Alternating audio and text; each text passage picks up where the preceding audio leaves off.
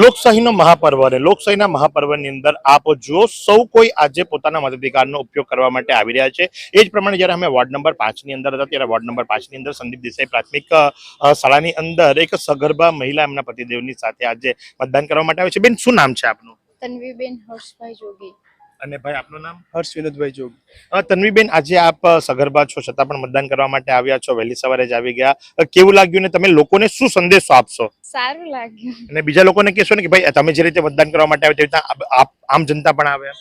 હા, જરૂરી છે વોટિંગ। આપ જોયું એ મુજબ કે જરૂરી છે વોટિંગ કરવું, અને માટે જે કરી એમના પતિદેવની સાથે આજે એઓ મતદાન કરવા માટે આવ્યા છે। મતદાન બાદ જે ખરા એ પોતાના મતાધિકારનો ઉપયોગ કરી ચૂક્યા છે, અને આમ જનતાને પણ એ જ વિનંતી કરશે કે ભાઈ જ્યારે એક સગર્ભા સ્ત્રી પોતે આવીને પોતાના મતાધિકારનો ઉપયોગ કરી શકે છે તો આપ સ્વસ્થ છો તો ચોક્કસથી આપે આવવું જ જોઈએ અને મતદાન કરવું જ જોઈએ। તો આ જ પ્રમાણે પડે અપડેટ આપતા રહીશું। નિહાળતા રહો નવસારી લાઈવ।